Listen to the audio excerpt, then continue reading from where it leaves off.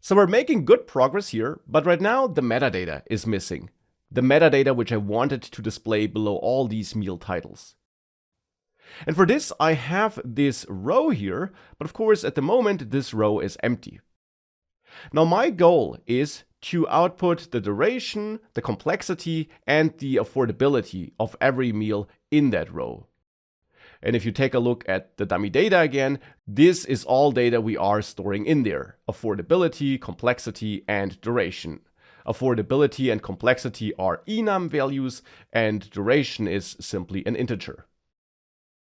So we have this data, we now just need to output it here. Now for every metadata item in this row here, I plan to have an icon with some text next to it. And since I will repeat that same combination of icon and text 3 times, it makes sense to create a custom widget here, which we can repeat, instead of copy and pasting a bunch of code. And therefore I'll create a new widget here, MealItem trait.dart is the file name. And in there I have my MealItem trait class, which extends stateless widget because we won't need to manage any state in here. And we should import material.dart here. And then as always, we have the build method and then our constructor function, MealItem trait. And we'll get some input data here. To be precise, I expect to get the icon that should be displayed, which should be of type icon data, because that is the kind of data the built-in icon widget wants later on. And I want to get a string, the label, that should be shown next to the icon.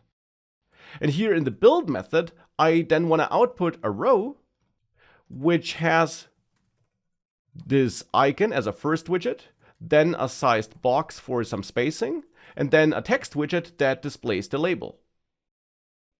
Now for that, of course, in this constructor, we should accept and forward the key parameter, but then also require and set the icon and the label, like this. And with this all accepted and set, we can use it down here. For example, with the built-in icon widget, this, as mentioned, wants an icon data value as a first positional argument. So therefore here I can use this icon, which we have as a property and which we're getting as a parameter, as a value here.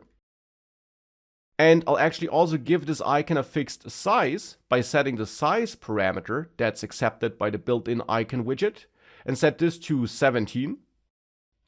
And I'll set the color of the icon to white, like this.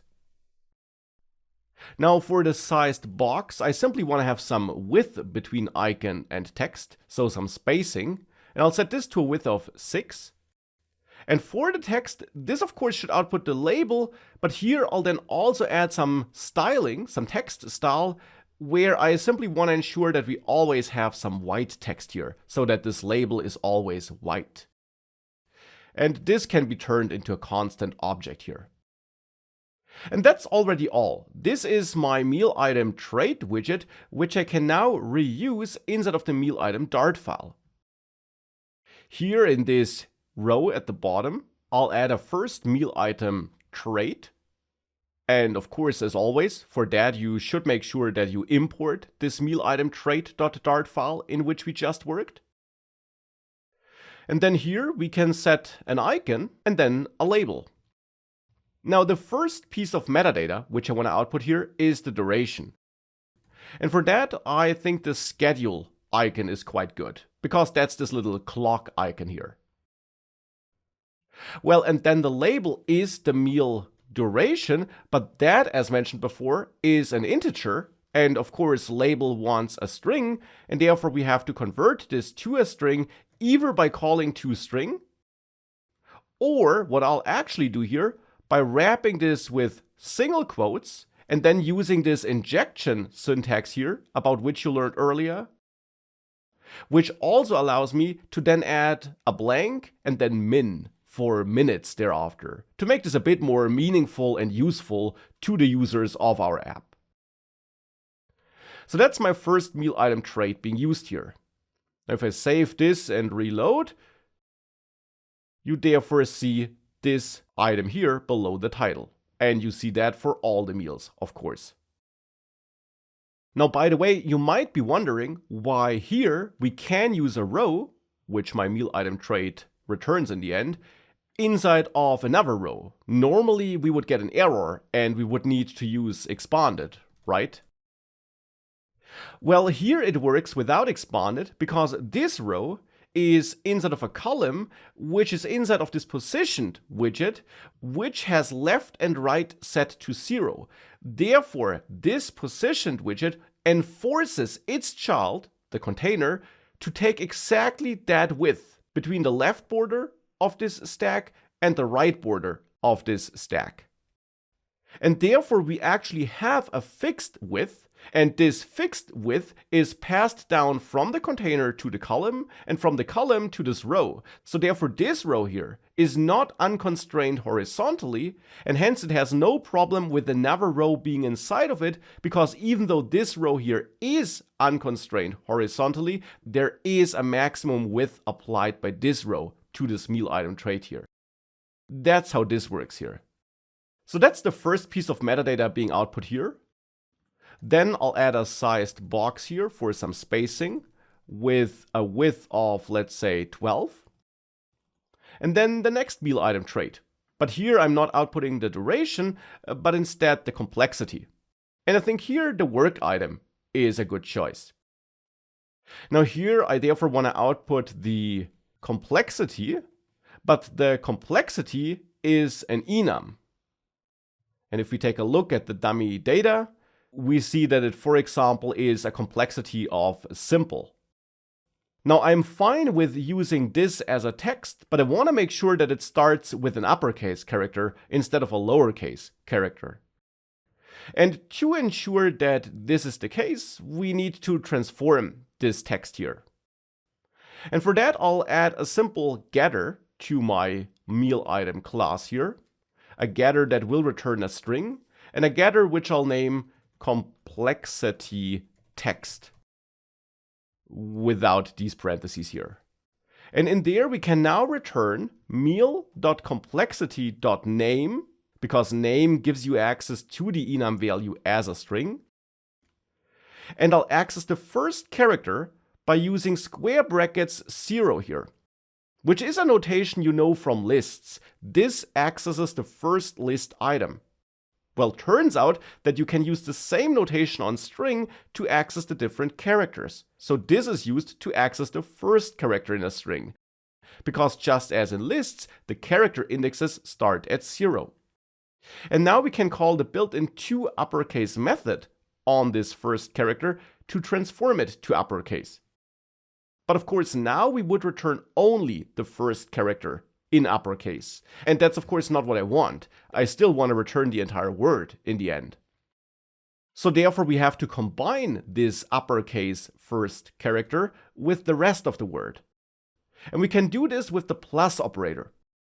You know this operator from mathematical operations, but it can indeed also be used with strings to concatenate two strings. For example, hello plus world would yield hello world, like this.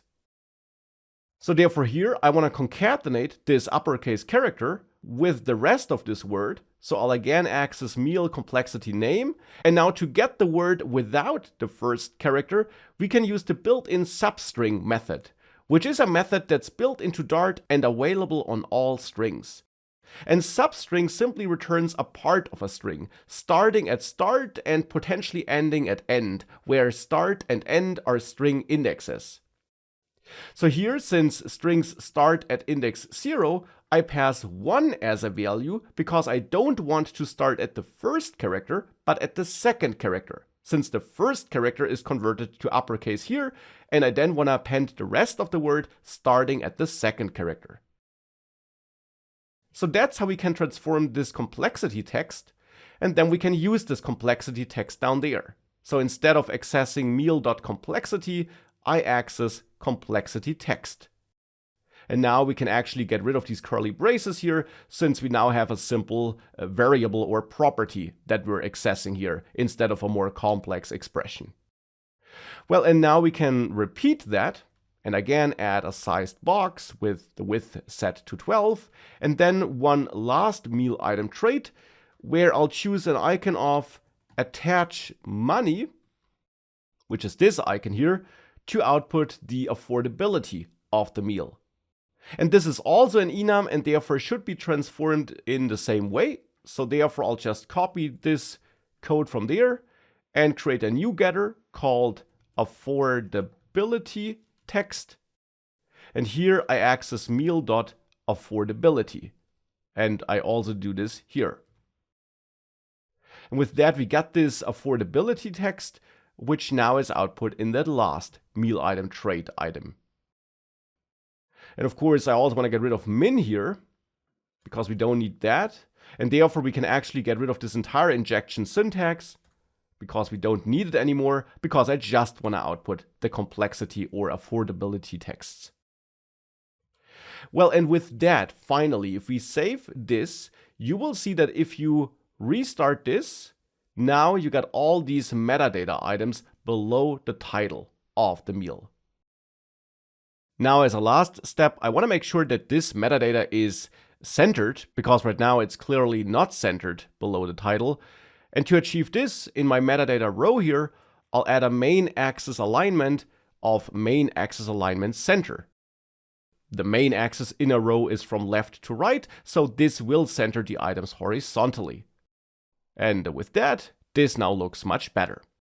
So now it's time to make sure that we can also tap those items and then navigate to the meal detail screen.